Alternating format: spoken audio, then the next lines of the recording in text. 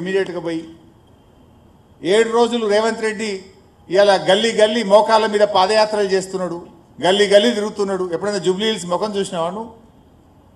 ఇవాళ సినీ కార్మికులను ఆ రోజు సినిమా యాక్టర్లను జైళ్ళలో పెట్టిన నువ్వు ఇవాళ సినీ కార్మికుల దగ్గరికి పోయి వంగి వంగి దండాలు పెడుతున్నావు. ఇట్లా చెప్పుకుంటూ పోతే ఇవన్నీ ఎవరి వల్ల జరుగుతున్నాయి? ప్రధాన ప్రతిపక్షంగా బీఆర్ఎస్ ఒత్తిడి వల్ల, బీఆర్ఎస్ గెలుస్తుందనే భయం వల్ల ఇవాళ నీకు ఇవన్నీ జరుగుతూ ఉన్నాయి. 2 సంవత్సరాలు ఏవేవి నీకు ఎందుకు గుర్తుకు రాలే? 2 ఏళ్లలో నువ్వు మైనార్టీలకు ఎందుకు మంత్రి పదవి ఇవ్వలే? ఎన్టీఆర్ స్టాచ్యూ బీఆర్ఎస్ ఎన్నో పెట్టింది. 70 అడుగుల ఎన్టీఆర్ స్టాచ్యూను ఖమ్మంలో పెట్టాం, కూకట్పల్లిలో పెట్టాం, బాన్స్వాడలో పెట్టాం, ఎన్నో చోట్ల బీఆర్ఎస్ పార్టీ పెట్టింది. ఇవాళ రేవంత్ రెడ్డికి ఎన్టీఆర్ గుర్తొస్తుంది. మరి 2 ఏళ్లకి లేడమైనావు నాయన? జూబ్లీ హిల్స్ ఎన్నికలు వస్తే గుర్తొచ్చింది అది నీకు. మైనార్టీలు గుర్తొస్తారు, ఎన్టీఆర్ గుర్తొస్తాడు, పీజేఆర్ గుర్తొస్తాడు. మరి ఆ పీజేఆర్ కొడుకు ఎందుకు టికెట్ ఇవ్వలేను? నువ్వే కదా పీసీసీ ప్రెసిడెంటు. నిజంగా నీకు అంత ప్రేమ ఉంటే పీజేఆర్ కొడుకు ఎందుకు టికెట్ ఇవ్వలే? ఇవాళ పీజేఆర్ మీద నీకు ప్రేమ గుర్తొస్తుందా? పీజేఆర్కు మంత్రి పదవి ఇవ్వకపోవడం వల్ల, కాంగ్రెస్ యొక్క అరాచకం వల్ల ఆ రోజు పీజేఆర్ చనిపోయింది గుండాకి. ఇవాళ నువ్వు పీజేఆర్ మీద ప్రేమ వలకపోస్తున్నావు. కొల్లూరు డబుల్ బెడ్రూమ్లో ఒక్కనాడన్నా కేసీఆర్ కట్టిండనే నెపంతో ఒక్కనాడు 2 ఏళ్లలో మీరు పోలే. ఇప్పుడు రోజు ఒక మంత్రి పరిగెత్తుతుండు, ఒకలేనికొకలు ఉరుకుతుండు. ఒక ఆయన పోయి దవాఖాన పెడతా అంటుండు, ఒక ఆయన పోయి రేషన్ షాపులు పెడతా అంటుండు, ఒక ఆయన పోయి నేను మున్సిపల్ చెత్త ఎత్తడానికి బండ్లు పెడతా అంటుండు, ఇంకొక ఆయన పోయి అంబులెన్స్ పెడతా అంటుండు. 2 ఏళ్ళు అడిగిపోయింది. This is all done by BRS.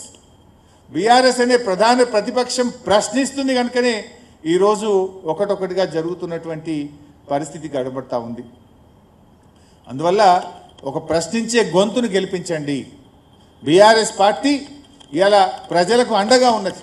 నువ్వు మూసీ పేరిట పేదల ఇల్లు కూలుస్తా అంటే ఆ ప్రజలు తెలంగాణ భవన్కి వచ్చి తమ బాధలు చెప్పుకుంటే బీఆర్ఎస్ పార్టీ కేటీఆర్ గారు, మా శాసనసభ్యులు అందరం పోయి బుల్డోజర్లకు అడ్డంగా నిలబడి ఇవాళ హైదర్ షా కోట కానీ మూసీ కూల్చివేతలను అడ్డుగా నిలబడ్డది, అడ్డుకున్నది, ఆపింది బీఆర్ఎస్ ప్రభుత్వం. సో అందువల్ల ఒక ప్రశ్నించేటువంటి దాన్ని మీరు గెలిపించండి, ప్రజల పక్షాన నిలబడేటువంటి పార్టీని గెలిపించాలని మేము ఈరోజు అందరినీ కూడా కోరుతా ఉన్నాం. ముఖ్యంగా లా అండ్ ఆర్డర్ ఇవాళ కేసీఆర్ గారి హయాంలో హైదరాబాద్లో అద్భుతమైన పాలన జరిగింది.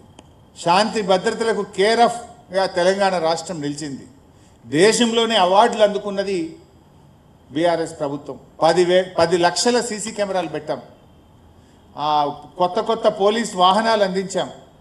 అదేవిధంగా సీసీ కెమెరాలు, వాహనాలు, స్టేషన్ అలవెన్స్లు, ట్రాఫిక్ అలవెన్సు, కొత్తగా పెద్ద ఎత్తున పోలీసులో రిక్రూట్మెంటు, వేలాది మందికి ఉద్యోగాలు ఇచ్చింది బీఆర్ఎస్ ప్రభుత్వం. కానీ ఇలా రేవంత్ రెడ్డి వచ్చిన తర్వాత పోలీసులకు టీఏ బిల్లులు వస్తలేవు, సరెండర్ లీవ్ పైసలు వస్తలేవు, పోలీస్ స్టేషన్ అలవెన్స్ బంద్ అయిపోయింది, వాహనాల్లో డీజిల్ పోయడానికి డబ్బులు విడుదల కాని పరిస్థితి. మొత్తం కూడా ఇలా లా అండ్ ఆర్డర్ కుప్పగూలిపోయినటువంటి పరిస్థితి. నిన్ననో మొన్ననో మీరు అందరూ కూడా చూశారు,